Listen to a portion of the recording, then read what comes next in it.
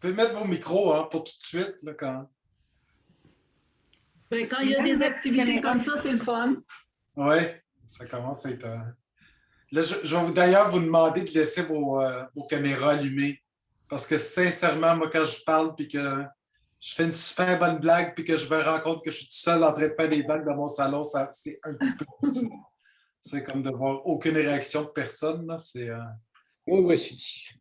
C'est ça que il me dit chaque jour quand il revient après qu'elle donne des cours. Il y a des gens, je ne reçois rien. Non, c'est vraiment... la dernière fois, je me sentais exactement comme si je venais de rouler 42 concerts de suite. Pan Jagodzinski, Jagodzinski.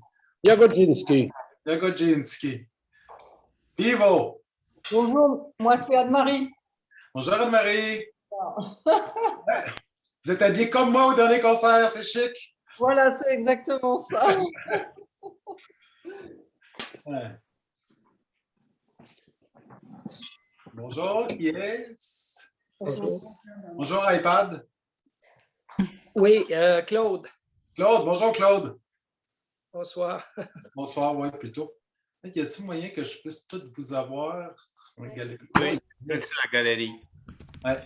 Là, je me suis fait une belle installation pour vous avoir tout en même temps. J'ai 3 écrans branchés. Fait que je peux tout vous voir. Si vous dormez, je vais pouvoir crier. Ouais. Puis vous avez la chance de voir mon chien. Il est beau, lui. Parce que vous le sentez pas, parce qu'il pue. Impossible, ça. Son odeur est de loin sa plus grande qualité. C'est quoi son âge, Patrick, déjà? J'ai oublié. 9 ans, 10 ans. Ah, OK. Mais c'est la chose la plus conne qui a jamais existé sur la planète. Ça n'a aucun bon sens comme c'est stupide. J'ai jamais vu ça, un chien qui n'est pas capable de trouver une maison. Elle rentre systématiquement chez tous les voisins. C'est comme ça. Un chien. La race est trop pure, probablement. Ça, c'est une des rares fois que mon ex-femme, la mère de mes enfants, a réussi à me faire rire. Elle est demi-Filipina. Puis c'est une très, très belle femme. Puis elle se faisait toujours dire comme tu sais, les races mélangées, ça fait les plus beaux enfants puis les plus intelligents. Puis, comme, je m'excuse, mais si tu prends un noir ou un blanc vraiment con puis vraiment laid, avec une asiatique vraiment conne, vraiment laide, ça fera pas des beaux bébés intelligents. C'est comme ça. Comme quoi, c'est pas. En tout cas. C'est comme la blague que Churchill avait faite. Laquelle? Il était dans un banquet avec une femme apparemment magnifique qui lui avait dit Monsieur Churchill, si on faisait une famille, vous et moi, avec ma beauté et votre intelligence, on aurait des enfants extraordinaires. Mais Churchill lui avait dit les lois de la nature sont telles qu'on ne peut pas être certain. Peut-être qu'ils auraient ma beauté et votre intelligence. Exactement. Puis, apparemment, la femme n'était pas très brillante non plus, enfin. Mais Churchill était probablement le personnage le plus brillant pour les réponses, avec peut-être Sacha Guitry. Oui.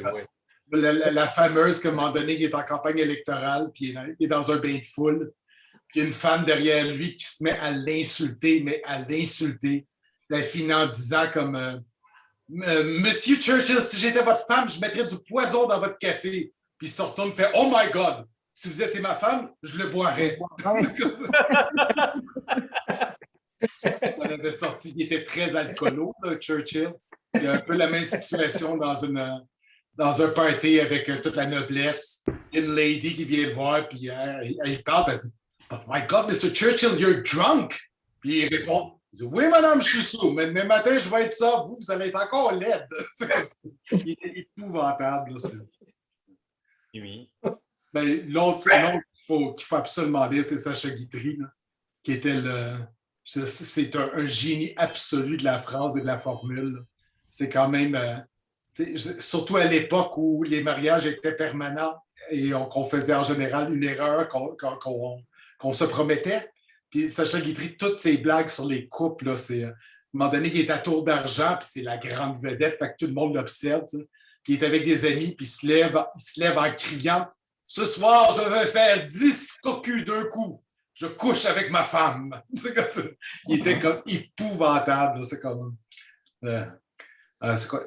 2 personnes Deux personnes mariées peuvent fort bien être tout à fait heureuses ensemble, à condition qu'elles ne soient pas mariées ensemble. C'est comme il y en avait plein comme ça qui sont délicieux. Il y avait une plaisanterie qui a été attribuée à l'une des femmes de Sacha Guitry, qui elle-même ne manquait pas d'esprit, qui était une cantatrice qui s'appelait Yvonne Printemps, Oui. sa deuxième épouse. Et il avait eu des relations assez, disons, tempestueuses avec elle, parce qu'elle avait aussi beaucoup de caractère. Et la plaisanterie, c'est qu'elle disait qu'ils se rencontraient après leur mort. Et elle disait, il lui disait « Ah, enfin froide ». Et elle le regardait et elle lui disait « Ah, enfin raide ». Oui, c'était très drôle cet esprit-là il y en a une autre que je lisais dernièrement quand j'ai fait une conférence pour mon frère sur la musique à Venise. Puis le rapport avec les courtisanes qui sont à Venise, les femmes les plus... il y a plusieurs niveaux de courtisanes, mais les courtisanes nobles qui sont sincèrement des prostituées. Hein? Des prostituées un peu dans le schéma de la geisha japonaise. Donc, c'est des femmes hyper brillantes, cultivées, talentueuses, etc., qui donnent leur corps, mais qui monnaient leur présence plus qu'autre chose. Et il y en a une qui est la plus belle de l'époque, la plus reconnue. Puis c'est un poète qui ne lâche pas, puis qui écrit bon, je n'ai pas l'argent pour vous payer, mais si vous me permettez de m'approcher de vous, je vais vous payer en mots et je vais faire votre gloire. Tu sais. Puis elle lui répond, tu sais, cher monsieur, si moi, je vous demandais de lire ma poésie, il faudrait que je vous paye pour ça. Vous êtes à la poésie ce que je suis au sexe. Donc, si vous voulez du sexe avec moi, vous allez payer. c'est tout ce rapport entre les deux qui était vraiment comme fantastique. Patrick, permets-moi de t'interrompre. Ouais. On a plein de nouvelles personnes qui se sont jointes à nous. Ça serait le fun que vous ouvriez vos caméras quelques instants ou vos microphones juste pour qu'on vous voit. Vous n'êtes pas obligé de garder votre caméra ouverte tout le long, mais juste simplement pour dire un coucou à Patrick. Allô, allô. C'est difficile de faire une conférence quand on voit jamais personne, qu'on voit quelques minutes. Voir des visages, c'est toujours tellement agréable. Ouais, sincèrement, si vous pouviez garder votre caméra ouverte pendant la conférence, ça aiderait vraiment. Puis dites-vous que vous ne pouvez pas être plus mal habillé que je l'étais au dernier concert. Et que je n'ai aucun problème si vous voulez dormir ou manger ou faire ce que vous voulez. Tant que vous n'allez pas aux toilettes, on va se garder une petite gêne. Mais je vous promets de ne pas faire la même chose. Pas faire la même chose. Allô, allô tout le monde! Les gens se connectent, ça fait du bien. Les visages. Moment! Ça fait du bien de se voir aussi, tu sais, entre nous. J'adore voir ma mère en ligne parce qu'elle a toujours sa face. Comment ça marche, cette petite affaire-là? C'est que... Ah, je t'entends pas. On ne vous entend pas. Je t'entends pas. Tu connais ta mère. Voilà. Puis si vous voulez communiquer et parler avec Patrick, il faut ouvrir votre micro parce que d'emblée, on éteint les micros pour les personnes qui se joignent à la réunion. Peux-tu garder ma mère éteinte? Non. Non? Respecte ta mère. Elle a passé sa vie à vouloir me faire taire. Elle a bien fait. Est-ce qu'elle t'a vu en pyjama sur la scène? Pardon? Est-ce que ta mère t'a vu en pyjama sur la scène la partie passée? Non. Je pense sincèrement que moi, en pyjama sur la scène, c'est pas le pire qu'elle m'ait vu. Je pense qu'elle a déjà vu pire. Il faudrait que je vous trouve des photos de moi quand j'étais adolescent. Ça serait quand même... Ça reste un petit peu gênant. Très drôle, mais gênant. Bon, est-ce qu'on y va? Je pense que oui, parce que j'ai la sensation que tout le monde est arrivé. OK, je prends une gorgée d'eau. Là, je vais rester assis, si vous permettez, parce que si je me lève et je parle, je dois gérer mon chien qui veut jouer. Et ça, c'est juste trop pour moi en même temps que je vous parle. Là. Alors, on va recommencer la dernière conférence. J'ai un peu, disons, botché la fin parce que j'essayais de rentrer dans du temps. Fait que je voudrais juste qu'on prenne un petit peu en arrière Frédéric II de Prusse, Frédéric le Grand, qui est un personnage fondamental pour l'histoire allemande et qui est un grand icône et un grand personnage que je vous en avais parlé. Ce que j'aimerais vous montrer, premièrement, on ne s'attendra pas sur lui, je veux juste partager mon écran. Voici. Donc, ça fonctionne? Oui. Oui. Oui. OK. Donc, ça, c'est la carte de Prusse avant ou la journée que Frédéric II prend le pouvoir. On est en 1740.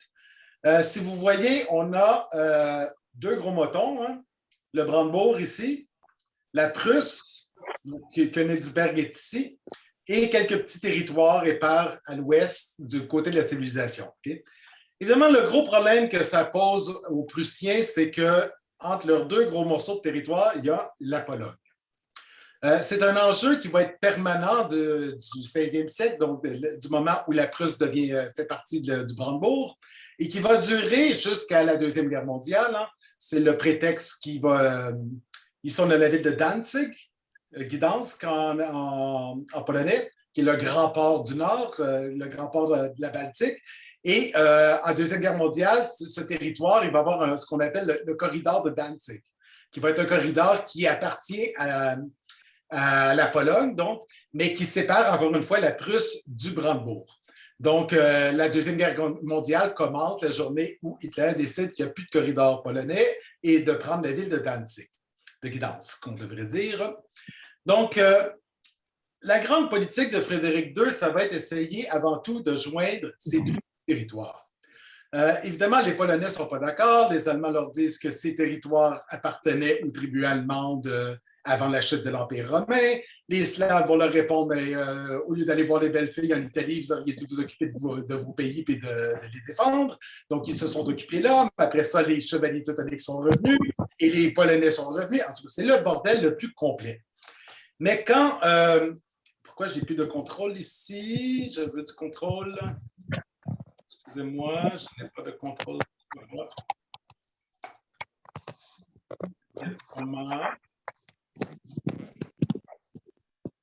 Attendez un instant. Pour une raison ou pour une autre, ça ne fonctionne pas ici.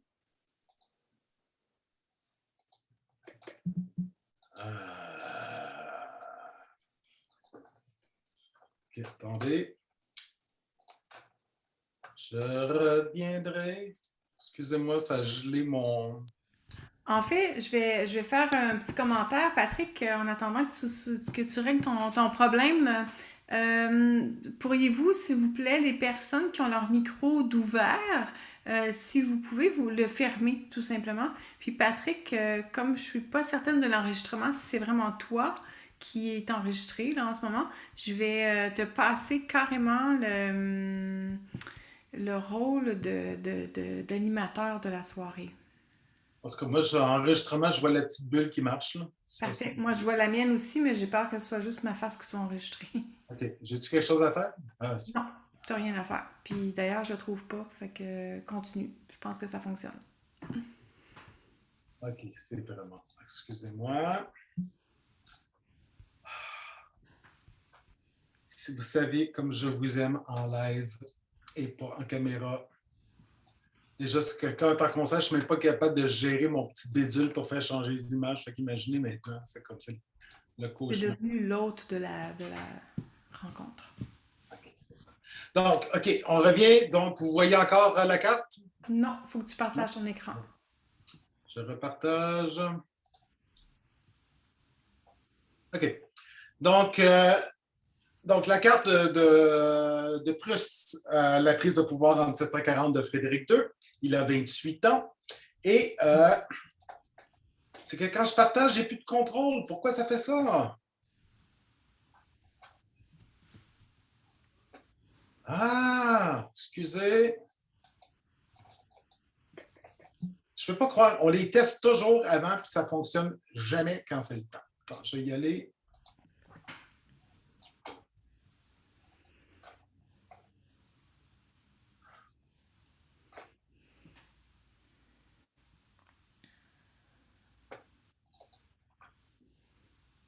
Bon, est-ce que vous voyez la carte là?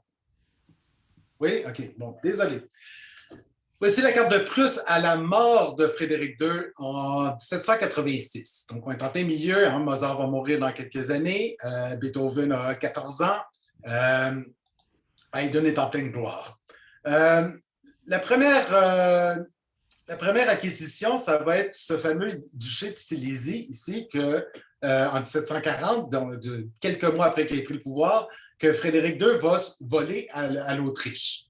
Il agit vraiment comme un voleur parce que la Prusse n'a pas du tout la capacité militaire et économique de se battre contre l'Autriche. Hein. L'Autriche est la seule grande puissance, superpuissance du monde allemand. Sauf que quand Marie-Thérèse prend le pouvoir, presque en même temps que Frédéric II, elle a plein de problèmes à l'interne, comme je vous en avais parlé un peu. Et on a toute l'Europe tout d'un coup qui essaie d'arracher des morceaux de l'Autriche. Et ce qui va permettre à la Prusse donc de mettre la main sur cette province qui est hyper riche. C'est une province qui est très densément peuplée. C'est de loin la province la plus industrialisée d'Autriche. Puis comme j'avais dit, ça génère 20% des revenus d'impôts du monde autrichien. Donc, et la Prusse va s'en tirer uniquement parce que tout le monde est occupé ailleurs et Marie-Thérèse, qui va faire un travail absolument extraordinaire pour stabiliser son pouvoir à l'interne, ne sera jamais capable d'arriver à un point pour être capable de retrouver la civilisation. La deuxième étape, elle va arriver en 1772 quand ce qu'on va appeler le premier partage de la Pologne. Donc, la Pologne est ici. D'un côté, vous avez la Prusse, de l'autre côté, la Russie, et en dessous, vous avez l'Autriche. Donc, la Prusse, les Prussiens et les Russes vont s'arranger pour se dire les Polonais sont bien gênants entre les deux, on va se les séparer.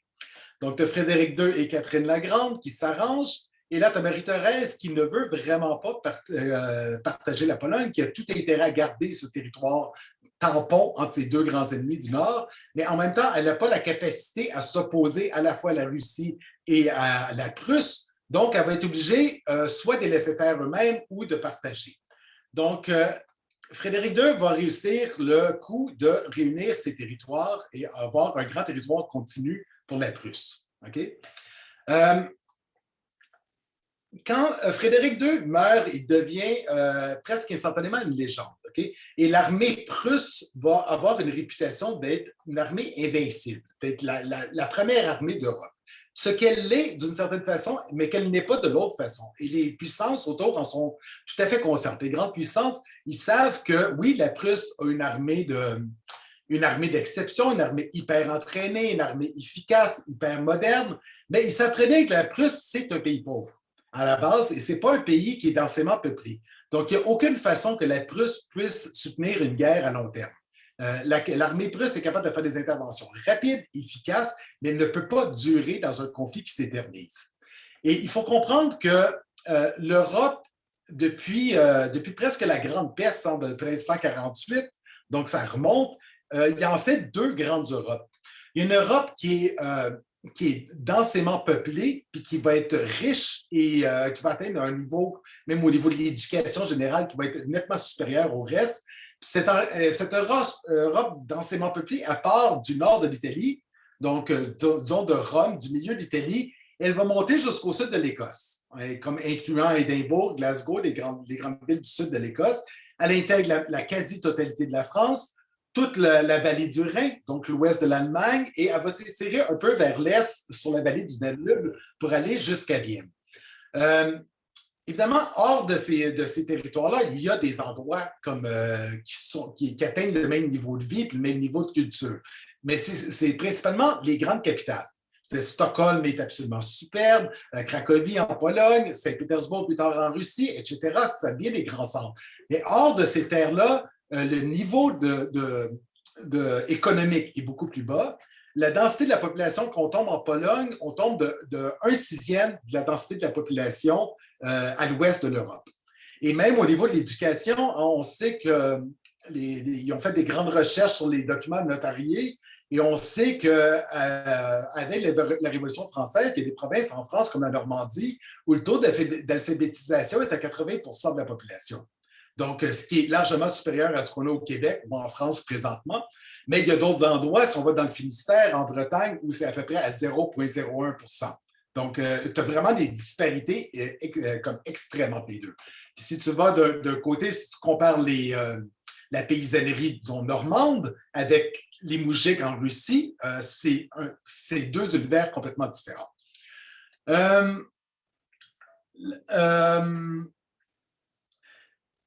Les historiens du 19e siècle, que ce soit des historiens politiques ou des historiens culturels, vont souvent se référer au siècle comme le grand siècle des nationalismes. Hein, c'est l'éveil des nations, l'éveil de ce qu'on veut déterminer, du nationalisme qu'on connaît, si on veut. Évidemment, ce nationalisme-là, c'est très difficile d'en parler, premièrement parce que c'est toujours sujet à des débordements. Hein. On est pour, on est contre, mais en même temps, le mot, il recouvre un peu n'importe quoi. Hein. D'une certaine façon, on peut dire que le soldat nazi qui massacre le fait au nom de l'Allemagne et le résistant qui se fait massacrer pour défendre des innocents, pour défendre comme des principes, le fait aussi au nom d'un nationaliste qui est autre. Il peut être un nationaliste français, il peut être même un nationaliste allemand, parce que beaucoup de résistants allemands ont été massacrés par les nazis. Donc, le nationaliste devient n'importe quoi d'une certaine façon. Et il y a une énorme différence entre un nationaliste qui peut se comparer à un empirisme, hein, une volonté de s'imposer à l'autre, et le nationalisme qu'on va retrouver en grande partie au Québec, mais qu'on retrouve en Catalogne, présentement en Corse, en Écosse, qui est un nationaliste, d'avoir le droit d'exister. Le nationaliste, il peut aussi prendre différentes couleurs. Il peut être politique, il peut être culturel. Et ça peut être, des fois, ça recouvre les mêmes entités, mais ça peut être très différent. Par exemple, l'Italie est nationalement très indépendante au niveau culturel. Au niveau politique, c'est le bordel le plus total. Alors, si vous regardez l'histoire de l'Italie, entre quasiment de la chute de l'Empire romain jusqu'au 19e siècle, hein, tu vis au Moyen-Âge en Italie, tu as le goût d'aller prendre tes vacances au Moyen-Orient hein, pour te reposer du bordel. Hein. Ça n'a aucun bon sens. Mais au niveau culturel, les Italiens restent et resteront encore aujourd'hui, ils se croient supérieurs. Et pendant longtemps, ils seront le modèle de ce qu'est la culture, de ce qu'est le mode de vie, de ce qu'est, on parle de tout l'impact de la Renaissance sur l'Europe, et ils auront joué essentiellement un rôle très moteur qui va rester imprégné un peu dans leur gène. La France est un petit peu différente parce que la France, premièrement, avait d'une certaine façon, si vous voulez, atteindre le statut des Italiens à partir des guerres d'Italie, sous François Ier, Charles IX, François Ier, avec l'importation de la Renaissance en France et avec le grand classicisme français, Versailles, etc., va s'établir comme le grand modèle européen. Donc, pour les Italiens, on les considère encore un petit peu moins bas, mais pour l'Europe, les Français et les Italiens sont au même niveau. Et je dirais même qu'à un point, les Français ont comme dépassé ce que les Italiens étaient capables de faire. Dans les autres pays d'Europe, c'est beaucoup plus compliqué. Dans le monde allemand, il n'y a aucun de ces deux nationalistes-là. Culturellement, les Allemands se sentent très complexés par rapport à la domination italo-française. Politiquement, c'est un bordel aussi grand qu'en Italie. Ils sont absolument incapables de s'unir, incapables de présenter une entité politique solide. Donc, on arrive à un problème qui est un développement du nationalisme, une prise de conscience de ce que j'aimerais définir un nationaliste qui est comme la prise de conscience d'appartenir à un groupe commun, qui est plus large que celui des amis ou de la famille. Donc, c'est ce sentiment d'identité qu'on va avoir qu'un Québécois, si vous prenez, je ne sais pas, moi je suis quelqu'un de la ville, c'est sûr qu'en général, je me sens plus proche de quelqu'un de Milan, de Paris ou de Bangkok que je vais me sentir de quelqu'un qui vit dans un rang dans le fin fond de Lac-Saint-Jean. Mais d'une certaine façon, il y a une identité que je suis capable de partager avec quelqu'un du Lac-Saint-Jean que je ne peux pas partager avec quelqu'un de Milan. Je disais quand même que ce serait juste parce que quand je dis Bobino, il sait de quoi je parle, ou que quand je dis le petit calice de Christ de tabarnak, j'ai envie d'écrire le petit sacrement, la phrase fait du sens. Tu peux juste être québécois pour comprendre cette phrase-là, parce qu'il n'y a absolument aucun mot qui existe à part des sacres. Donc, en Allemagne, il existe une forme de nationalisme, mais qui est un nationalisme assez étrange. On avait déjà vu chez Mozart, quand Mozart était péri, à quel point il se proclame allemand.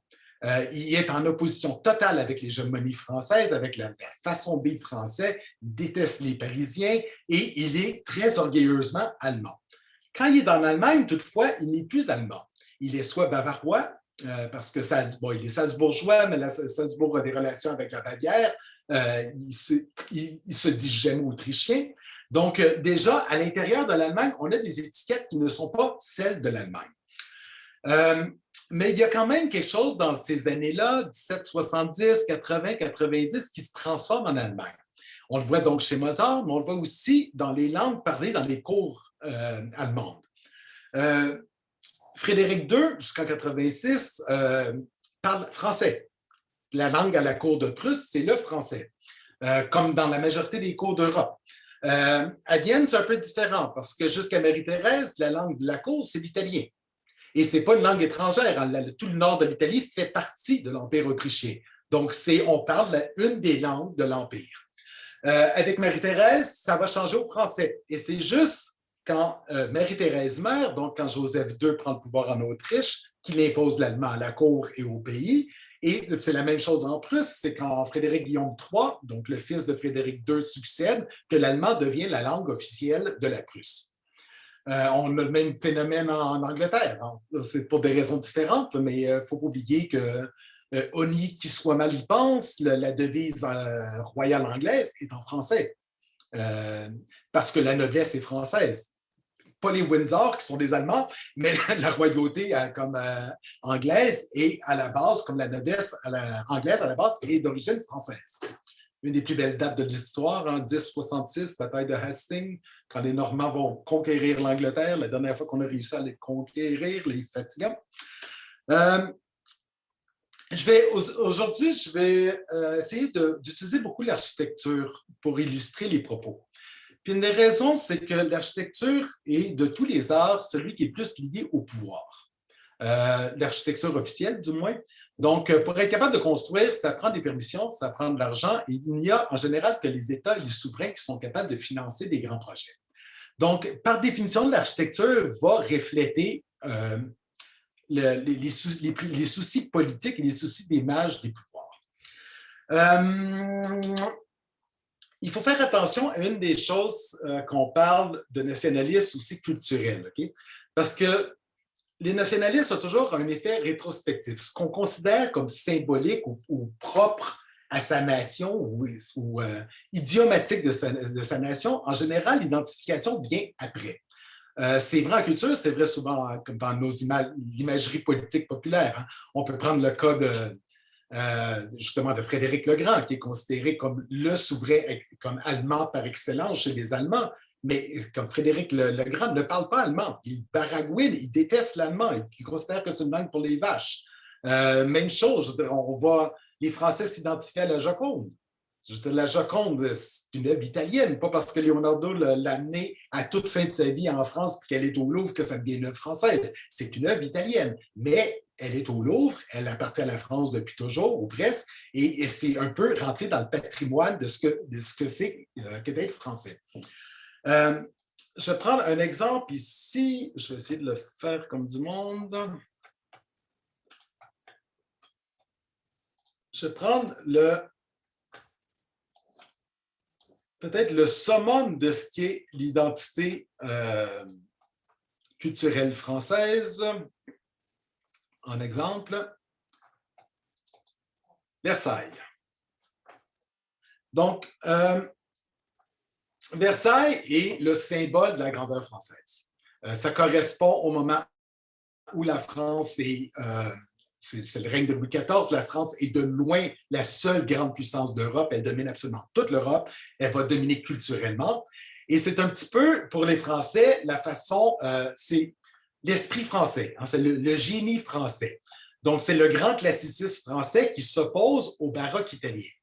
Donc, on a, face aux grandes courbes du baroque italien, on a donc ces grandes masses qui s'opposent, qui se détachent, et surtout ces lignes droites. Ces lignes, c'est perpendiculaire, ces lignes comme qui viennent couper et qui identifient les sections qui sont très importantes. Okay?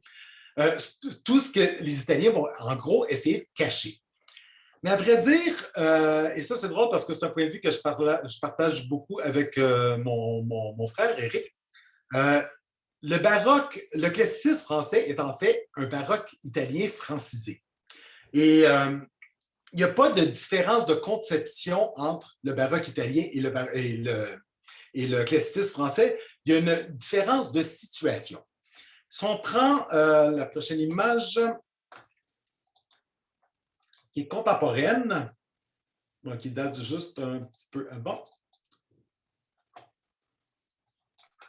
Excusez-moi, c'est parce que je ne suis pas capable de. Si je, si je mets les photos en diaporama, je ne suis plus capable d'échanger après. Vous voyez? Oui? OK. Saint-Pierre de Rome. Pour Saint-Pierre, je veux surtout. Bon, on a la basilique en tant que telle, qui est essentiellement un bâtiment Renaissance. Hein? Bon, la façade des débuts baroques. Mais on a surtout cette grande colonnade du Berlay qui forme la place de Saint-Pierre. Tout est en courbe. Et l'idée, c'est que la fonction de base du baroque, il est religieux. Hein. Le baroque vient de l'Église, ça vient de la contre-réforme, c'est écrit dans le programme de l'Église. Et la courbe, elle est là finalement pour attirer le fidèle. C'est un parfait exemple. La colonnade, elle est là pour ramener le fidèle à l'Église et on a un mouvement comme d'aspirateur. Hein. On réunit le fidèle, on l'amène à travers la porte, on traverse la nef, on arrive à l'autel, qui est le cœur de la communion, et à partir de là, on monte par la coupole ou par la flèche gothique, c'est le même principe, et on monte vers le ciel. Donc, il y a un mouvement d'aspiration qui est là, qui se doit d'être accueillant, qui se doit d'être séduisant. Donc, on a un besoin d'amener, d'attirer. Si on reprend Versailles, on a exactement le même principe. C'est le même principe d'ouverture. On va le voir Versailles de derrière. C'est ce même principe d'ouverture vers l'extérieur, sauf que la différence, c'est que le propos n'est plus le même. Ici, on n'attire plus. Le rayonnement se fait vers l'extérieur. Le centre de Versailles, il est ici. De l'autre côté, on ne le voit pas là, mais ici, c'est la chambre de Louis XIV. Okay? Louis XIV rayonne sur le reste de la France. C'est le pouvoir qui rayonne. On n'est pas en train d'attirer personne, on est en train de s'imposer. Et la symbolique est tellement forte qu'entre ces deux architectes, le premier architecte qu'on a sondé, qu'on a fait venir d'Italie pour construire Versailles, c'est Bernini, celui qui a bâti les colonnes de Rome. Mais le concept de pouvoir absolu, de monarchie de droit divin qui domine toute la France, Bernini est italien, il n'est pas capable de le comprendre. Et le projet qu'il va soumettre va être absolument superbe, mais ça ne correspond en rien aux objectifs de Louis XIV. Et on va permettre à Bernini de faire une belle sculpture de Louis XIV, mais on va le retourner en Italie, et c'est des architectes français, c'est Levaux, Ardouin-Mansart, etc., qui vont bâtir Versailles. Donc, le problème de base, c'est est-ce que Versailles est dû au génie français ou Versailles conditionne le génie français? Est-ce que c'est la situation propre à la France qui fait qu'on va découvrir une solution qui est basée sur le baroque italien, mais qui devient d'autres choses? Ou c'est parce que les Français sont déjà tellement différents, ont tellement une autre personnalité, qu'ils vont avoir un génie qui est différent? Et ça, c'est un problème qui est toujours c'est le grand rapport en histoire entre c'est-tu le contexte qui crée le génie ou c'est le génie qui crée le contexte? Hein, Mozart ne peut pas être imaginé hors du contexte dans lequel il a grandi, mais c'est quoi l'histoire de la musique si Mozart se fait frapper à 4 frappes et qu'il meurt? Donc, on a toujours ce genre de processus qui est double et qu'on doit maintenir et essayer de comprendre. Donc, la grande architecture qui va dominer jusqu'à la Révolution française, c'est le rococo. Donc, c'est la déclinaison de Versailles, du grand baroque de Versailles, on va réintégrer les courbes, etc. Et c'est ce qui domine partout. Et le nationalisme, l'identité en architecture qui va se répéter dans toutes les arts, elle va arriver assez étrangement. Parce que ça va être, avant d'être un nationaliste, ça va être une volonté de marquer une différence. Et le premier endroit où ça va arriver, je vais vous montrer. Le premier endroit, donc, je vais vous montrer un des plus beaux exemples de grand rococo, c'est le Sans Souci à Potsdam, le palais de Frédéric II, qui est bâti par un grand architecte prussien qui s'appelle Knobeldorf. Donc là, on a tout à fait c'est un mélange de Versailles, on réintègre les courbes italiennes et le jardin de la Villa d'Est. Hein. C'est vraiment les structures de base qu'on va aller chercher. Sauf que la première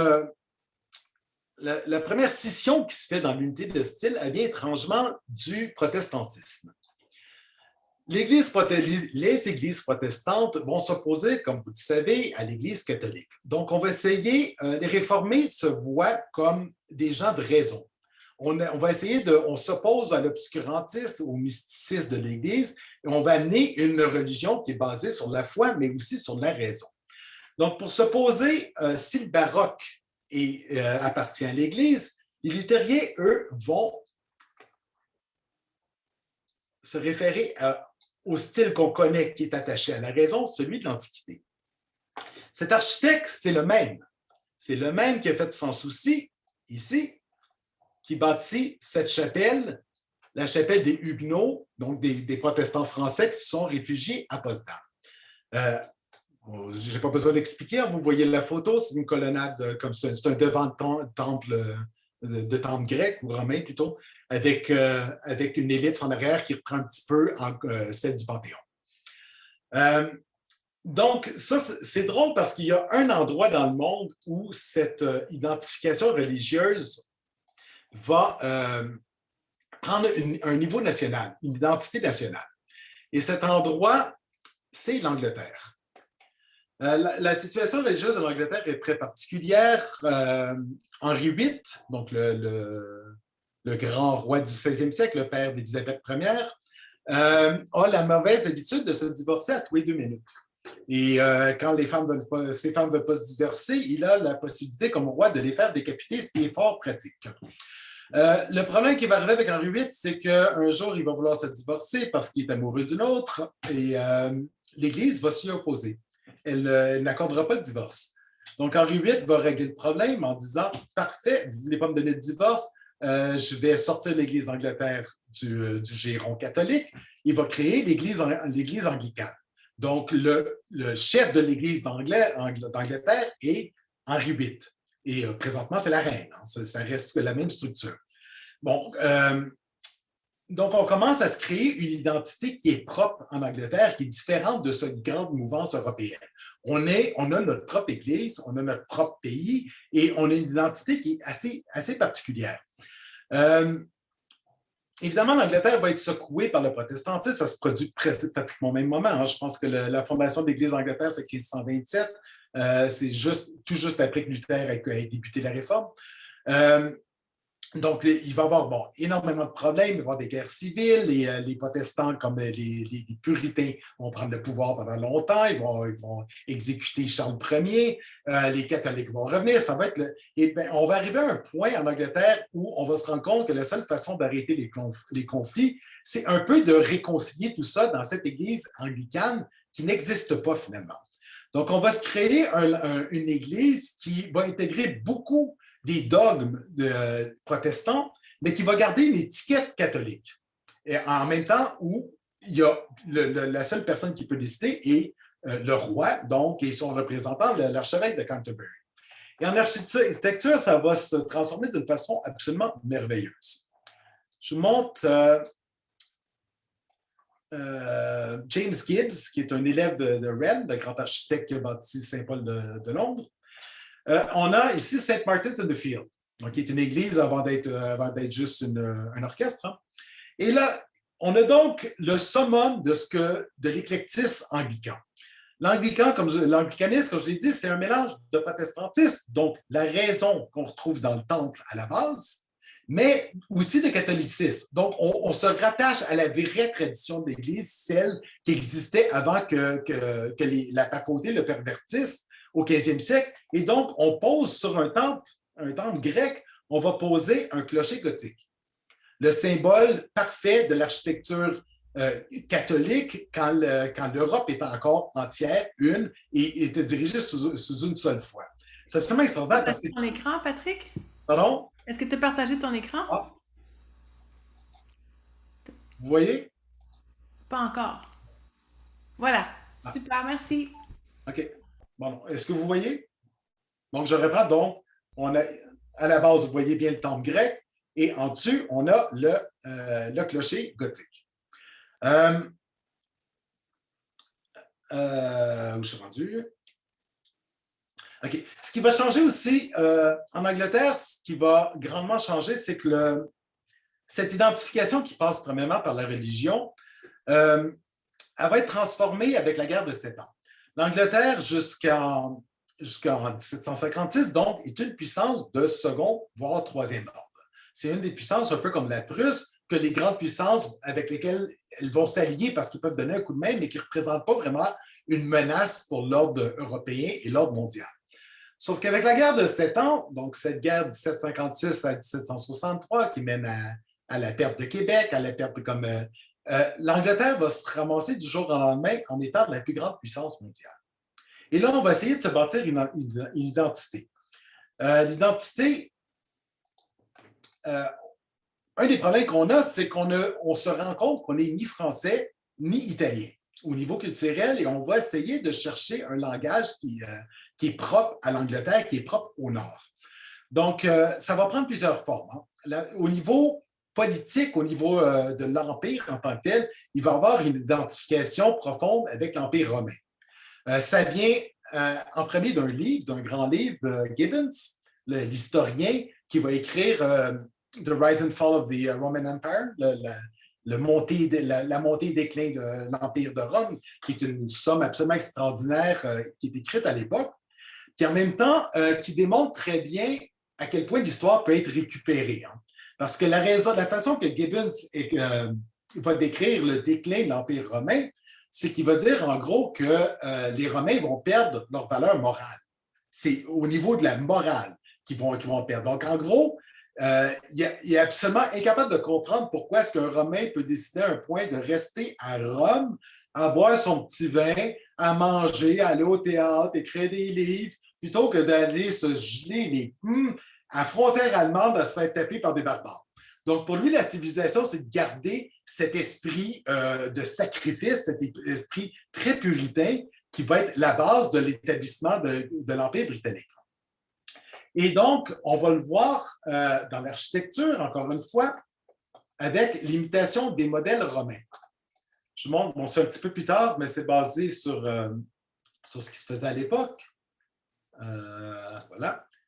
La Banque d'Angleterre, à Londres, qui, quand c'était bâti, a été jugé le pire projet architectural du siècle. Et ça, on va le retrouver dans tout l'Empire. Hein. Pas juste au niveau de l'identification avec le pouvoir anglais, mais avec l'argent. Si je vous montre deux autres photos, vous allez comprendre. Vous allez reconnaître les édifices, j'en suis sûr. Quelqu'un peut dire c'est quoi? La Sun Life, le Sun Life Building au Square Victoria, qui, à sa construction, était le plus grand édifice de l'Empire anglais. Hein. Et donc, c'est l'imposition parfaite de l'Empire sur les territoires conquis. Et un autre exemple dans ce style, vous reconnaissez? Siège social de la Banque de Montréal, avant qu'elle déménage, qui est encore le siège social, même si tout se fait à Toronto maintenant, sur la place d'Armes dans le Vieux-Montréal, face à la Basilique, qui est une copie du Panthéon de Rome. Hein.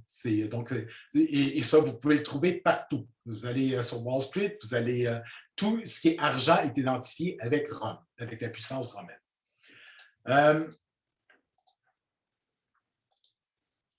Donc,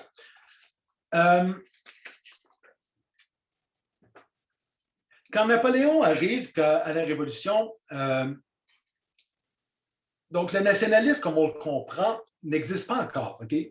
Il existe un peu en France parce qu'on se sent dominant, mais dans le monde allemand, il y a un grand poète qui s'appelle Wieland, que tout le monde va mettre en musique, de Beethoven à Schubert à Brahms, etc., qui va écrire, on trouve énormément de patriotes prussiens, de patriotes wurtembourgeois, de patriotes autrichiens, mais on ne trouvera jamais un patriote de l'Empire.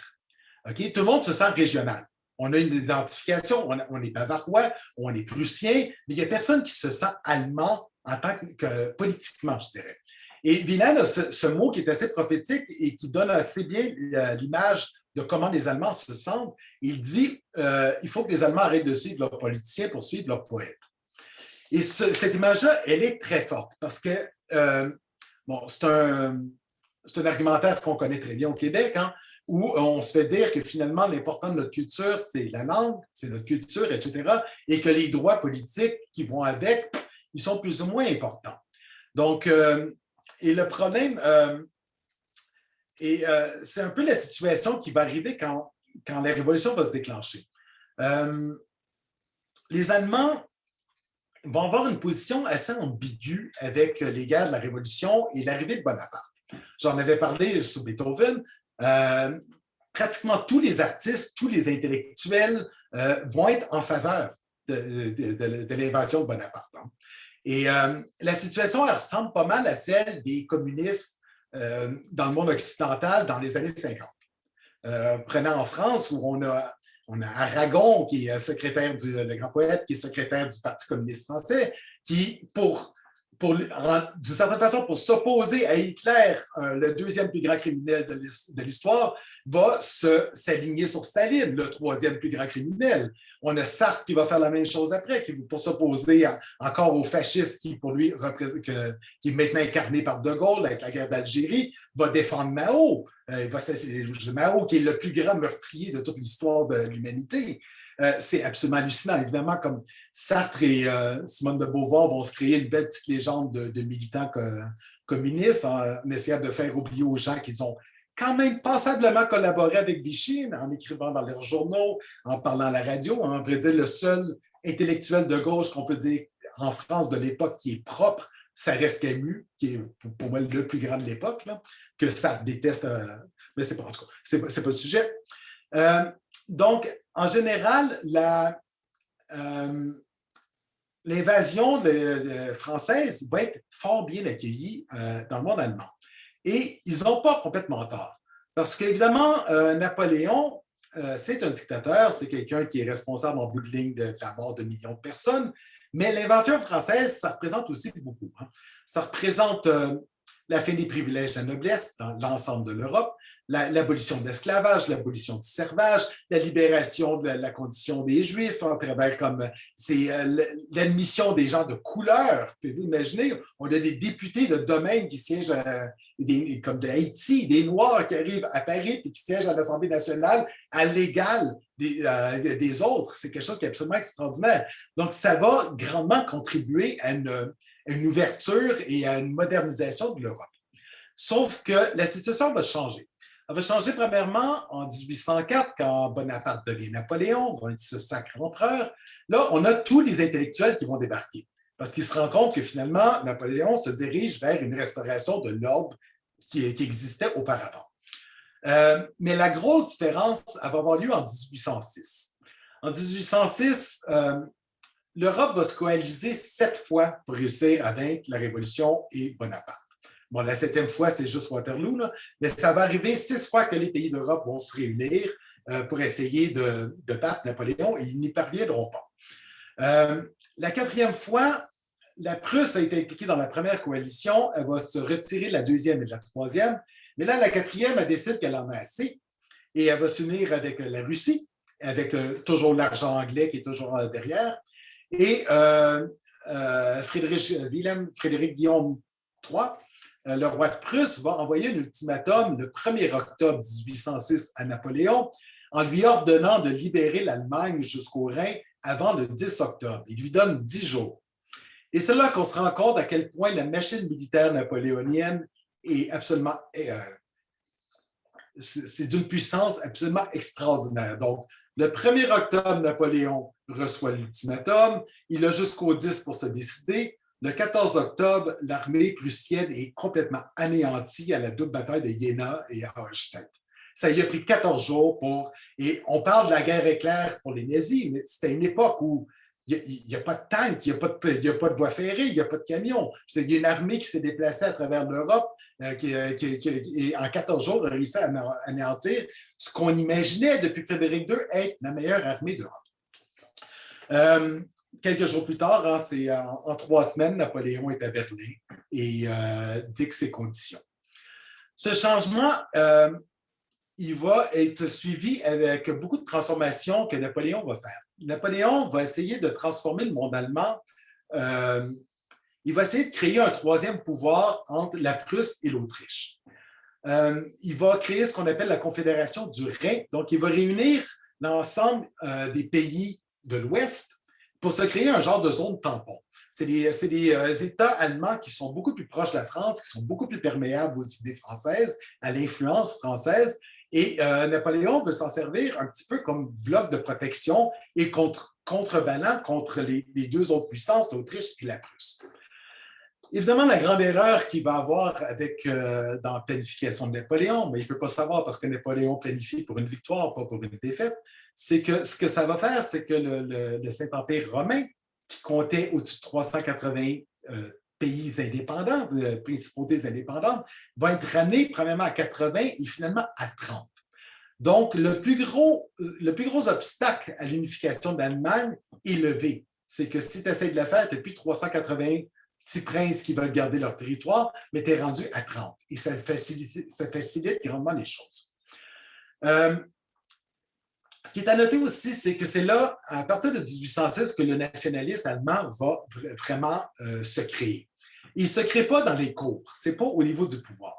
Il va se créer premièrement par des associations qui nous paraissent assez drôles. La première s'appelle le Tugendbund, c'est la Ligue de vertu.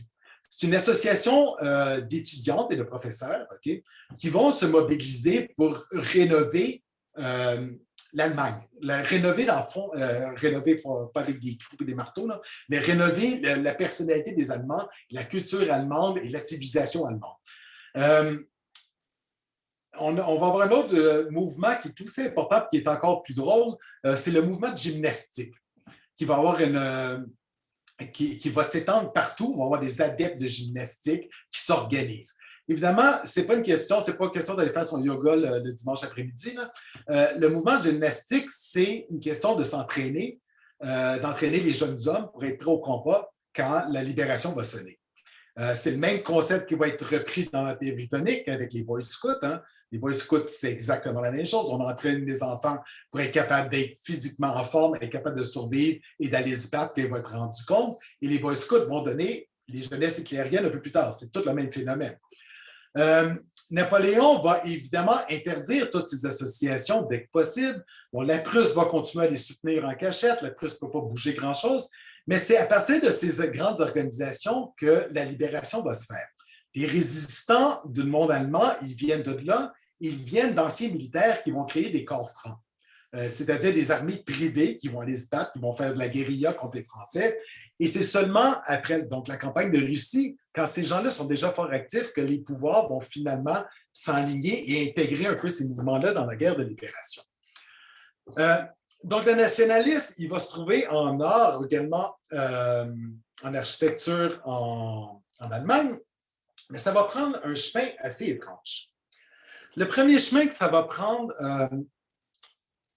donc, qui prédate, qui est un peu contemporain de ce pré-nationalisme, ce nationalisme qu'on trouve, qui est contemporain avec le changement de langue dans les cours, avec les réactions de Mozart, Il va être issu d'un livre publié en 1762 qui s'appelle L'Histoire de l'Antiquité, d'un Allemand qui s'appelle Winkelmann et qui va jouer un rôle fondamental dans l'histoire de l'art. Winkelmann, c'est un historien d'art, c'est un esthète, c'est un antiquaire dans le vrai sens de la chose. Ce n'est pas quelqu'un qui vend des antiquités, mais qui découvre des antiquités, qui est un spécialiste de l'Antiquité.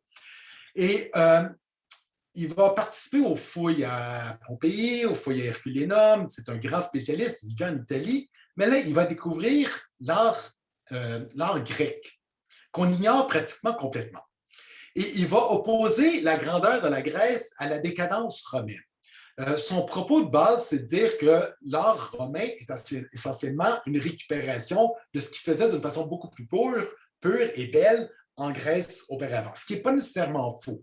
Dans le sens qu'il y a effectivement une filiation entre la pensée grecque, l'art grec, et l'art romain qui est très direct.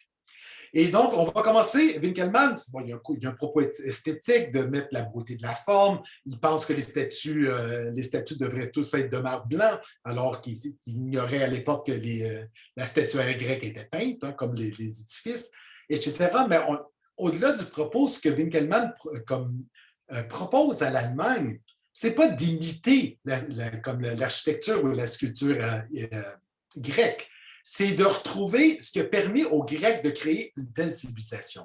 Donc, ce qu'il propose aux Allemands, c'est de devenir les nouveaux Grecs. Et ça va prendre le chemin que ça veut, ce n'est pas nécessairement une imitation, mais ça va être compris en grande partie au début comme une imitation de la Grèce. On va le voir, Goethe va refaire Iphigénie en Tauride, un thème de Sophocle, non, Euripide, pardon. On va le trouver chez tous les grands poètes. Hein. Allemand, Schiller avec ses odes, dont l'ode à la joie qui va être en musique par Beethoven dans le 9e. Hölderlin, qui est avec son Orphée, etc. C'est un thème qui, comme le côté grec, devient très présent. En architecture, ça va créer peut-être la première vraie grande école artistique allemande hors de la musique. On a 3 grands architectes et un grand sculpteur qui sont prussiens. Donc, le premier s'appelle Langhans. Vous le connaissez pour... Est-ce que je partage présentement? Attendez. Oui? Parfait, on voit tout. OK. Donc, la porte de Brandebourg, hein, le monument comme symbolique de Berlin. Et c'est un propylée grec. Hein. C'est un devant de temple grec qui sert de porte pour les murs royales. Et donc, je pense que vous pouvez voir l'affiliation assez directe avec l'art grec.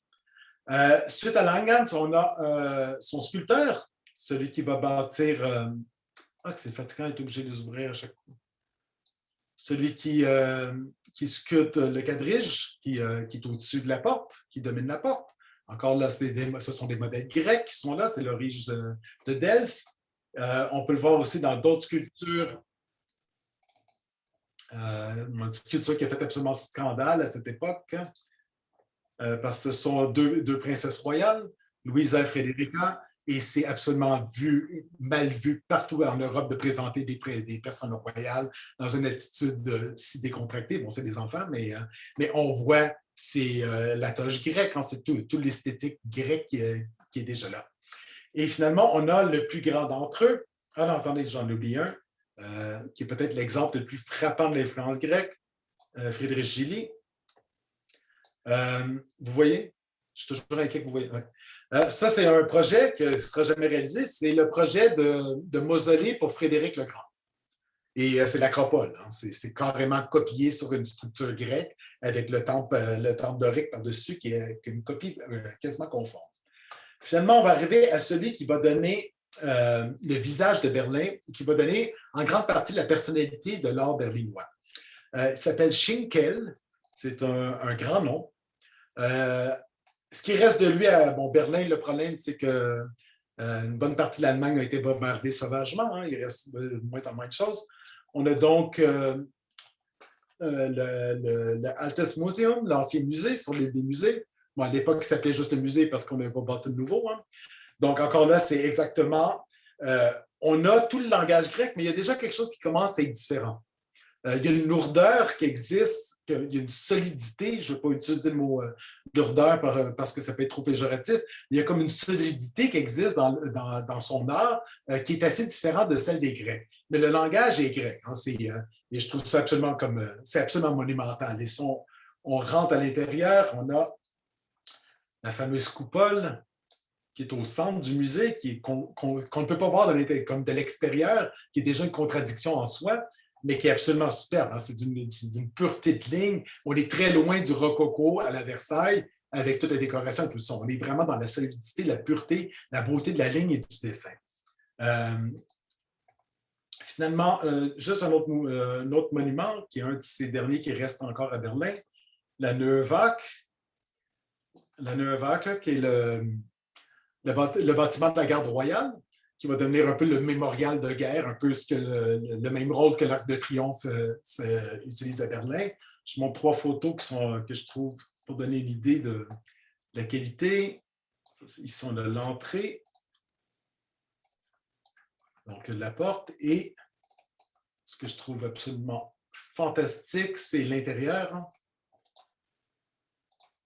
Donc, c'est une statue de Kate Kollwitz, comme une sculptrice du 20e siècle, mais le monument est absolument superbe. C'est vraiment quelque chose qui est...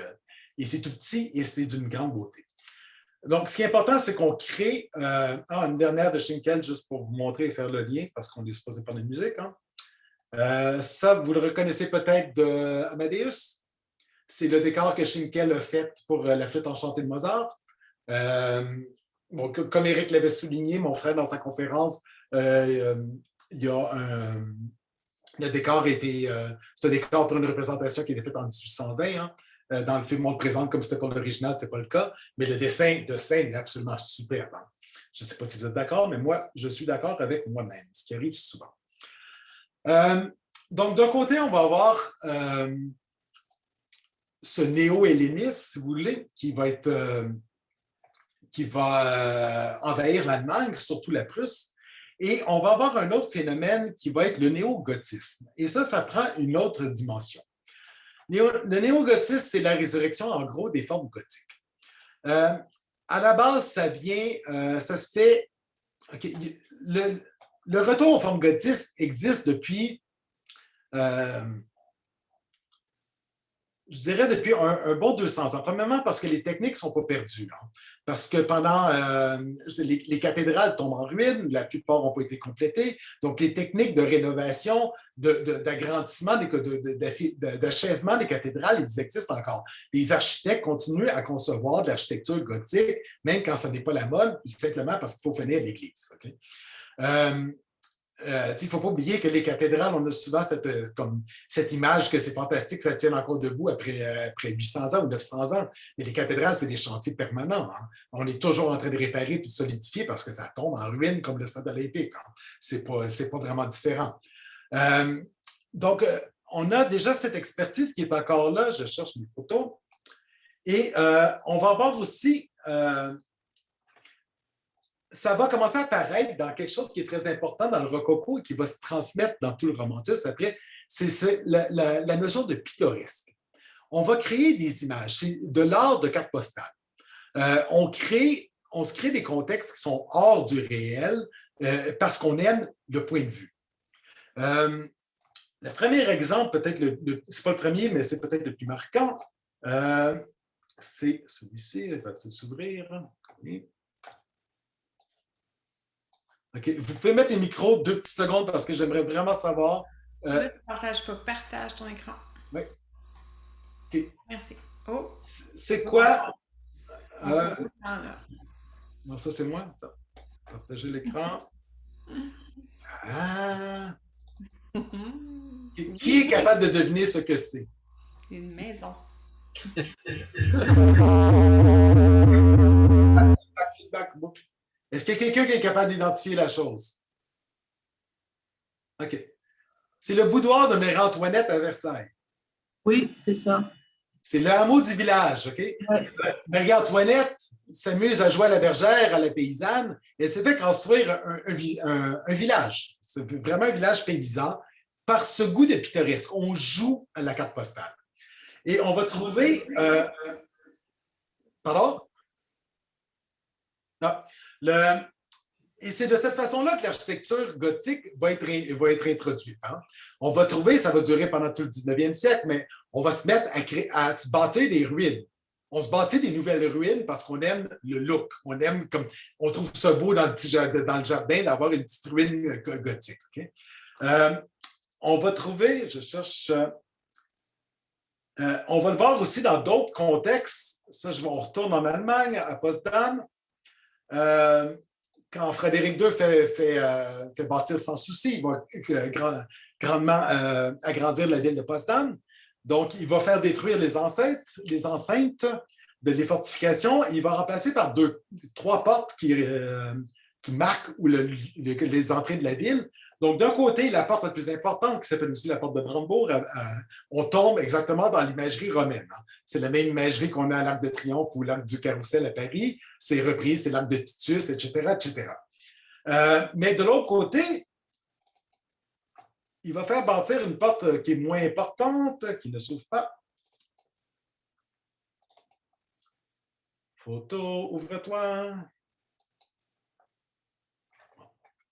Il va faire bâtir la porte de Nauen, qui, ça, est un petit peu un hommage au côté médiéval de la ville. Hein.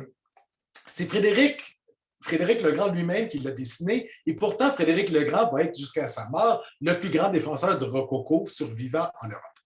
Mais on a déjà une structure, c'est une imitation de gothique. Hein. C'est déjà le château de Walt Disney qui apparaît. On va trouver ça aussi en Angleterre. Peut-être l'édifice le plus connu, qui est peut-être le premier grand édifice, Strawberry Hill, ne pas confondre avec Strawberry Field, qui est d'autres choses, où on a un genre de gothique de... Ça, on est un petit peu dans Aladdin, presque, c'est un mélange de gothique et qui est influencé par le gothique vénitien, finalement. Et encore là, c'est juste parce qu'on trouve ça pittoresque. Et on se rend compte, je vais vous montrer une autre photo qui est une gravure de l'époque, parce que c'est un petit peu drabe dans la rénovation, mais si vous voyez à l'époque, ça donne beaucoup plus ce côté mystérieux, paysager, point de vue, etc., qu'on recherche à l'époque.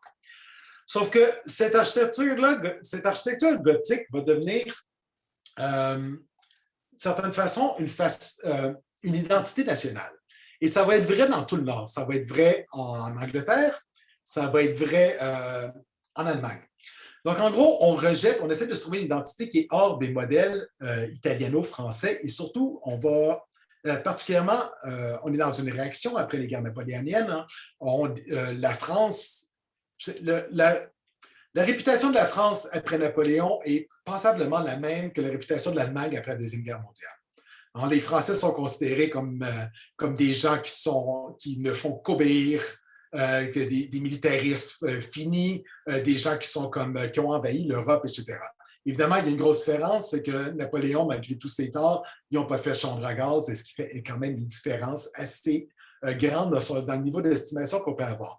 Mais peu importe, comme les Français sont perçus comme le côté comme très nazi, rigide qu'on associe de nos jours souvent aux Allemands. Donc, on va chercher une imagerie qui échappe à une identité qui échappe à cette grande dominance comme franco-italienne qui dure depuis la Renaissance. Et on va le trouver dans l'architecture gothique, en partie en Angleterre, parce que c'est le style original qu'on pense qui est propre à l'Angleterre. En Allemagne, d'une certaine façon aussi, mais en Allemagne, c'est surtout parce que ça correspond au dernier grand siècle de grandeur et de dominance de l'Allemagne, à celui du Saint-Empire du 13e, 14e siècle. Okay? Donc, on va retourner vers ces images-là. Et si on regarde Schinkel, l'architecte de Berlin, que je vous ai montré avec toutes les formes, qui est aussi un grand peintre, pendant qu'il bâtit les temples grecs, voici ce qu'il ah, que c'est fatigant le partage d'écran. Hein. Voici non, c'est pas le bon. Hein? Oui, vous voyez? Voici ce qu'il peint. C'est l'image romantique par excellence. Hein? La cathédrale, qu'on ne sait pas trop si c'est en ruine ou en construction, sur le bord du Rhin, avec le pont, c'est toute la mythologie médiévale. On retrouve ça ça prend son essor en architecture en premier et presque parallèlement, on va trouver ça en littérature. Donc, encore là, le gothique est présent. Il existe en littérature. Il existe notamment, déjà en 1770, on a Goethe qui écrit une de ses grandes pièces de théâtre, qui est Goethe von Berlichingen, qui met en scène un chevalier. Pas longtemps après, il va écrire Wilhelm Meisters, les années d'apprentissage de Wilhelm Meisters, qui se situe à Nuremberg, dans les grandes villes médiévales, les grandes villes bourgeoises, avec toutes les corporations, l'artisanat, etc. Donc, il y a déjà un goût. Sauf que chez Goethe, entre les deux, il écrit aussi Mahomet, le Grand Coffre. Donc, on est dans le pittoresque. À partir comme du temps de Beethoven, à partir des guerres napoléoniennes, ça devient une identité nationale. On le voit, premièrement, on va souvent dire que ce sont les Britanniques, mais ce ne sont pas les Britanniques, ce sont les Écossais. Je vous avais parlé d'Ossian, dans je ne me rappelle plus quelle série, donc c'est ce poète qui a commencé à écrire de la poésie comme s'il avait retrouvé des textes celtiques. Hein. Il prétend que c'est un druide qui a trouvé des tablettes druidiques, donc du temps des Celtes, et qui les traduit, il les publie comme si c'était des originaux. Et l'Europe va complètement croire que ce sont des originaux du 5e, 6e siècle. Mais sauf que Ossian, c'est Macmillan, c'est un Écossais, c'est un plagiat complet. Hein. C'est pas un plagiat, c'est un faux complet. On a la même chose chez Walter Scott. Celui qui a écrit La Dame du Lac, Ivanhoe, qui va publier des milliers d'ouvrages qui sont tous des contes de chevalerie, des contes qui qui se rapportent qui se rapportent donc à l'Angleterre du temps de l'Angleterre celte, l'Angleterre pré-romaine. On a ça aussi chez Lord Byron. Lord Byron est à moitié écossais, son père est anglais, sa mère est écossaise, mais son père n'est pas présent, il grandit à Aberdeen en Angleterre, il s'identifie comme un Écossais. Donc déjà, la première réaction, elle n'est même pas contre l'Italie ou contre la France, elle est premièrement contre l'Écosse, de l'Écosse contre l'Angleterre. On va trouver la même chose, donc, après ça, en Allemagne. Tous les poètes vont se mettre à écrire dans le style troubadour, qu'on va appeler plus tard en France. T qui va écrire la Belle Magdeleine, que Brahms va mettre en musique. C'est encore là, on tombe dans l'imagerie chevaleresque, l'imagerie Moyen-Âge, le beau temps perdu, le temps parfait où tout le monde était sain, était beau, et l'Allemagne dominait. En architecture, ça va se poursuivre et on va arriver. J'ai sauté quelque chose, excusez. Okay. Le sommet de tout ça en architecture en Allemagne, ça va être la cathédrale de Cologne. Cette cathédrale qui va s'imposer dans le monde allemand comme la cathédrale parfaite, hein, c'est le modèle du gothique. Tout ce qu'elle a de gothique, c'est les portes ici et en avant. Tout le reste est bâti à la fin du 19e siècle. Hein, on est vraiment dans un monde de fantaisie de recréer une identité nationale. On a ça aussi, ça c'est la même chose. L'autre exemple, parce qu'on va trouver, c'est Neuschwanstein, hein, le palais en Bavière qui va servir de modèle pour Walt Disney, pour Walt Disney World. Hein. Ça, c'est Louis II de Bavière. Louis II de Bavière, le roi de Bavière à l'époque, qui est complètement timbré, qui rêve d'être chevalier. Non seulement il s'en bâtit plusieurs, hein, il n'y en a pas juste un. C'est vraiment évidemment, c'est bâti à la fin du 19e siècle. Ça n'a aucune. C'est une forteresse, mais je veux dire, à cette époque, là, avec l'armement qu'on a, tu as besoin d'un slingshot pour démolir les murailles. Là. Ça ne sert absolument à rien, c'est purement décoratif. Mais c'est le même monarque qui va créer Bayreuth, qui va donner un théâtre et une ville à Wagner pour faire ces grands opéras qui ont pour thème les légendes germaniques. Donc, on est tous dans le même univers. Donnez-moi une seconde, il faut que je boive parce que je vais mourir étouffé. Pardon. Cette identification au néo-gothique, on va la trouver évidemment dans l'Église après ça. Il va y avoir un changement du baroque au gothique dans l'architecture officielle de l'Église. Et vous reconnaissez toute Notre-Dame, la basilique Notre-Dame. Et ça, c'est un cas assez drôle parce que quand l'archevêché de Montréal, à vrai dire, c'est les Suspiciens, hein, c'est bâti sur le territoire des seigneurs de Montréal, ils vont vouloir bâtir la basilique et ils vont avoir en premier un architecte français en tête. Les Anglais vont s'y opposer, ils vont vouloir avoir un architecte anglais. On va finir par négocier et les Suspiciens qui ont déjà travaillé dans le style néo-gothique, qui ont bâti la première église, le premier bâtiment néo-gothique aux États-Unis, à Boston, si je ne me trompe pas, Boston-Philadelphie, vont donc faire venir le même architecte des États-Unis. C'est un Américain, donc il va bâtir O'Donnell, et c'est le compromis parfait, hein, parce que les Américains viennent de faire leur indépendance, ça ne fait pas si longtemps, ils s'opposent à l'Angleterre, ils sont donc d'une certaine façon plus proches des Français, mais c'est pas et pour les Anglais, c'est acceptable, c'est quand même des Anglo-Saxons qui le font. Mais on va voir, donc, on va trouver ces styles gothiques anglais, bon, c'est un mélangé, mais ça représente, ça se rapproche. Mais la vraie, on va voir à quel point le gothique devient une identification nationale quand on va commander quelques années plus tard la décoration intérieure. Victor Bourgeot. Et là, on a un francophone. Les couleurs, les motifs, c'est pas n'importe quoi, c'est de la Sainte-Chapelle à Paris. Hein. C'est le même bleu, il y a même des détails qui sont littéralement copiés, et c'est une façon très profonde pour la communauté, les Québécois, de se rattacher à leur identité propre, qui est celle de la France et pas celle de l'Angleterre. Donc, ce nationalisme-là, il est permanent. OK, je vais juste finir avec ça. Donne-moi une seconde, je me retrouve. OK. Dernière petite chose avec ces récupérations de style. Juste montrer quelques photos qui viennent du Ring. Donc, à Vienne, à la fin du 19e siècle, en même temps que Haussmann est en train de détruire Paris et de rebâtir Paris. À Vienne, on va détruire les remparts tout autour de la ville et on va créer un boulevard circulaire qui s'appelle le Ring. Donc, et on va bâtir tous les immeubles officiels. Et là, il y a une compétition de style. Fait que chaque style va devenir un symbole de quelque chose. L'hôtel de ville va prendre le style gothique parce qu'on se réfère donc aux grandes villes indépendantes de l'Empire, Nuremberg, tout ça, c'est les communes, hein, la grande bourgeoisie. Le Parlement autrichien va se référer à la Grèce, à la fois la Grèce et à Rome, mais on a Athéna qui devient l'incarnation de Vienne. Hein. C'est le symbole de la démocratie, ben, ça n'est pas vraiment, mais de la sagesse politique grecque. Et finalement, on a un des grands palais, le palais Froussi. Eux autres, ce sont des banquiers et on se réfère à la Renaissance, donc aux grandes traditions, aux Médici, au grand palais de la Renaissance des grands banquiers italiens. Donc, ça devient vraiment un peu un fourre-tout de tous les styles. Vous demandez peut-être c'est quoi le rapport avec la musique. Oh, attendez, Jean, il m'en reste une. Ça, c'est ma préférée. Excusez. Ça vient tellement.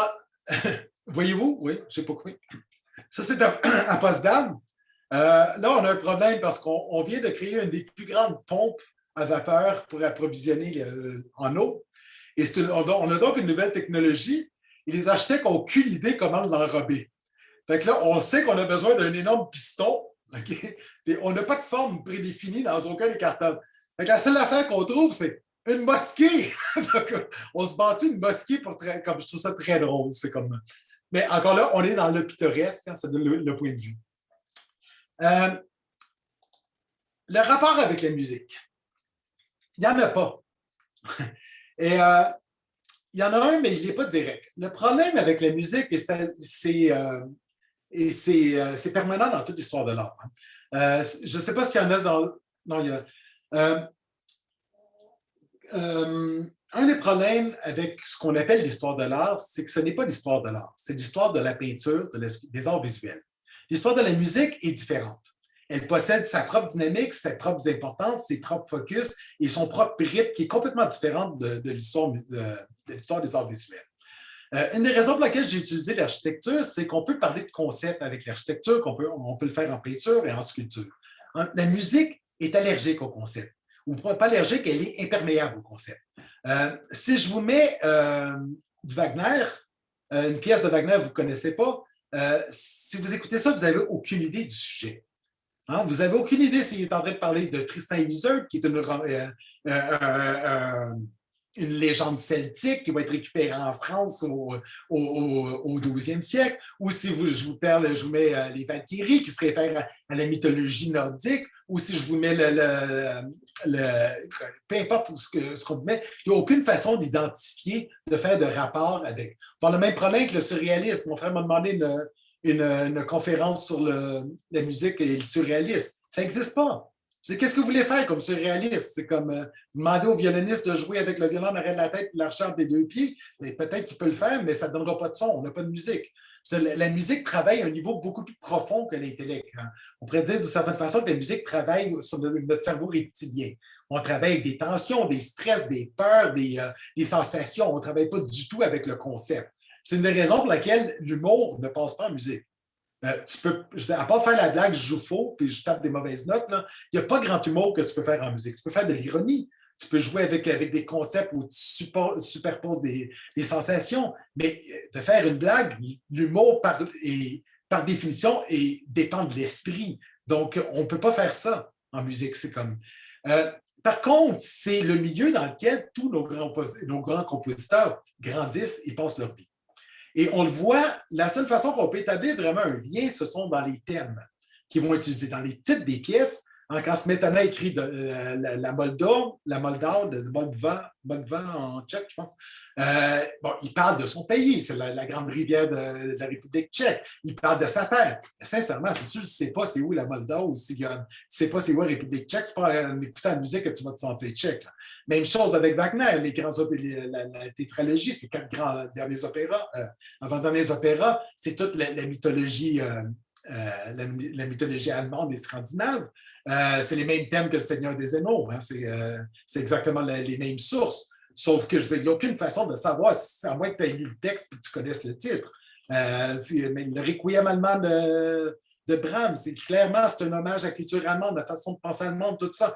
Tu ne peux pas le savoir si tu ne parles pas allemand, si tu ne sais pas que c'est de l'allemand, c'est comme. C'est la seule façon de savoir avec le texte ou avec le titre que tu peux y mettre. La musique n'est pas porteuse de ce type de sens. Mais ça fait partie de tout le genre de background, si vous me permettez l'anglicisme, intellectuel de nos compositeurs. C'est pour ça que je pensais que c'était vraiment important d'en parler. Je veux juste finir rapidement en politique, juste revenir à la politique rapidement pour aller vers l'unité allemande, qui est êtes-vous fatigué? J'ai quand même pas le goût d'en faire une troisième. Là. OK, vous me donnez 5 minutes pour finir? 5, 10, peut-être minutes? OK. Let's go. Je vous montre 3 cartes une après l'autre, OK? Est-ce que je suis en train de partager? Le monde allemand, avant la Révolution française, chaque tache de couleur, c'est un pays. OK? C'est le Saint-Empire romain de la nation germanique. OK? On a en gros, en bleu, la Prusse et l'immensité de l'Autriche. Hein? L'Autriche, on en voit juste une partie. Il ne faut pas oublier que l'Autriche est à cette époque le plus grand empire territorial d'Europe. Bon, la Russie et la Turquie sont plus grandes, mais ils ont juste des parties de leur terre qui sont en Europe. C'est bien plus grand que la France peut l'être. Deuxième carte.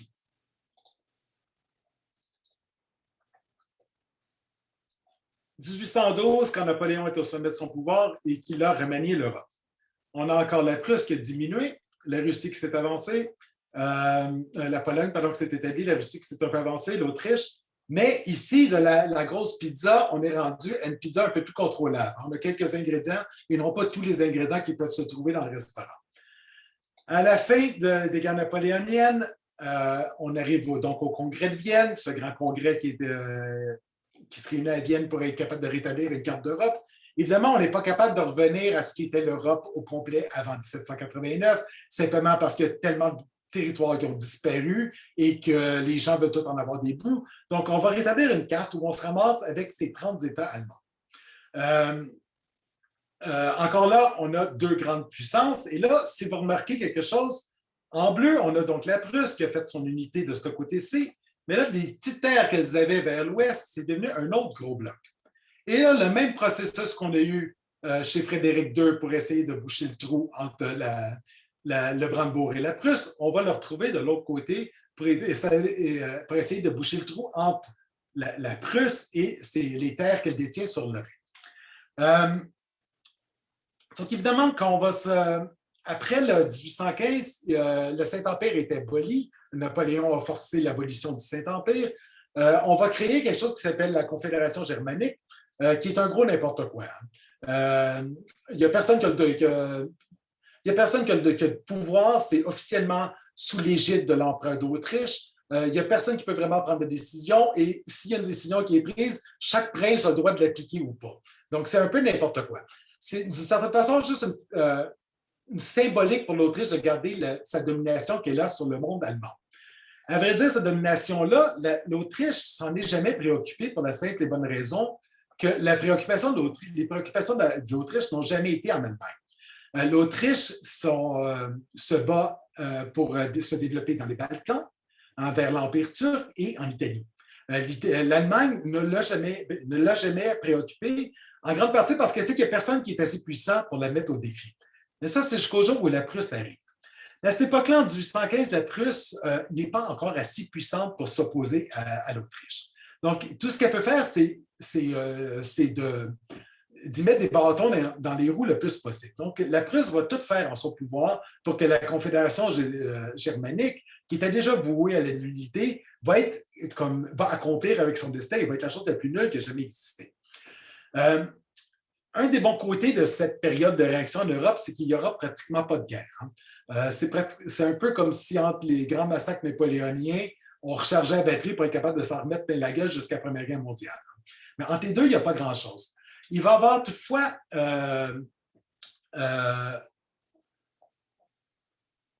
deux petites guerres, 3 guerres qui vont être importantes, qui sont à peu près les trois seules guerres, qui vont impliquer la Prusse. La première étape qui va mener à ces guerres, c'est que la Prusse, comme elle n'est pas capable de prendre le pouvoir politiquement sur l'Allemagne, va utiliser un stratagème que l'on connaît fort bien depuis les années 1980, c'est de dire, si je ne suis pas capable de le faire politiquement, je vais le faire par l'économie.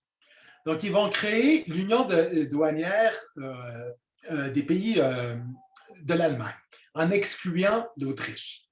Donc, ça va s'étendre au fil du temps. Officiellement, ça commence dès 1818, mais la vraie union s'établit officiellement en 1833, l'année de naissance de Brahms. Et donc, progressivement, la Prusse va se mettre à contrôler économiquement tous les petits pays autour de lui. On voit déjà que le trou commence à se boucher sérieusement. Ce n'est pas encore politique, mais ça se dirige vers là. Ce qui va changer en politique, ce qui va faire basculer le pouvoir, c'est déjà qu'avec cette union douanière, la Prusse commence à avoir les moyens économiques de le faire. Et quand on va arriver dans la grande révolution de 1848, qui va mettre notamment l'Allemagne comme à feu et à sang, tous les pouvoirs vont s'agenouiller devant les révolutionnaires. Hein. L'empereur d'Autriche va s'en aller, va accorder une constitution, va accorder un parlement, la démocratie, tout ce qu'il veut. Il va se passer exactement la même chose en Prusse. Sauf qu'en Autriche, on va demander l'aide de la Russie et on va rétablir sauvagement la monarchie. Et sous cet exemple, la Prusse va faire la même chose.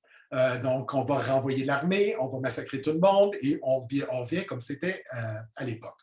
Sauf que toutes les plus petites nations n'ont pas ces moyens militaires-là pour être capables de mettre des révolutionnaires au pas, et on va demander à la Prusse d'intervenir. Donc, la Prusse va, en plus d'avoir de l'économie, va commencer à étendre son influence politique. Sauf que là, on va arriver avec je fais ça rapidement parce que c'est compliqué, avec en 1864, une guerre qui avait déjà commencé avant, qui avait eu des précursions en 1948, mais qui va se développer en 1964. On a, l'Allemagne, je n'ai pas partagé, la guerre des duchés. Donc, la guerre pour le contrôle du Holstein. Donc, on a le Danemark ici, donc au sud, c'est l'Allemagne. On a ces deux grands duchés, le Schleswig et le Holstein. Okay? C'est là qu'on se rend compte à quel point les politiques sont à peu près l'équivalent d'un enfant de 2 ans qui font des dessins. Parce qu'on a deux duchés ici, la situation est un petit peu compliquée. Depuis le 14e siècle, ils sont considérés à la fois, ils ne peuvent être séparés, mais ils ne peuvent être unis non plus. Donc, ils doivent demeurer deux entités différentes qui seront collées ensemble jusqu'à l'éternité. Le Holstein parle allemand, il fait partie du Saint-Empire romain. Le Schleswig, le sud, parle allemand, le nord parle danois, et dans le milieu, c'est mélangé. Il ne fait pas partie du Saint-Empire. Depuis quelques siècles, le souverain est le roi du Danemark. Sauf qu'au Danemark, les souverains peuvent hériter par les femmes. C'est-à-dire que si un roi meurt sans descendant mâle, ça peut se transmettre, ça sera toujours un mâle qui va être sur le trône, mais l'ascendance par les femmes est tolérée. Dans les duchés, dans le Saint-Empire et dans les deux duchés, comme en France, on a la loi salique, donc qui interdit la transmission par les femmes.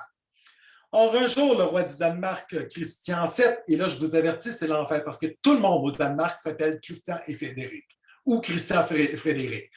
La seule différence qu'il y a pendant 400 ans, c'est le numéro. Mais ce n'est pas juste les rois, c'est tous les ducs, tout le monde s'appelle Christian Frédéric. Tu ne sais jamais de qui tu parles. Donc, Christian VIII va être sur le bord de mourir, il n'a pas de fils.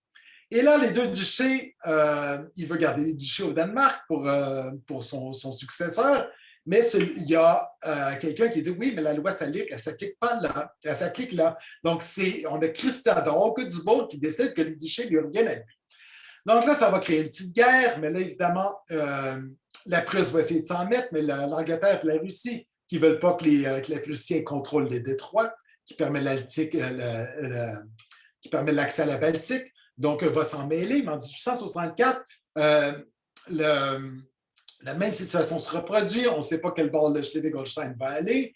Le Danemark va essayer de changer la Constitution pour se l'approprier définitivement.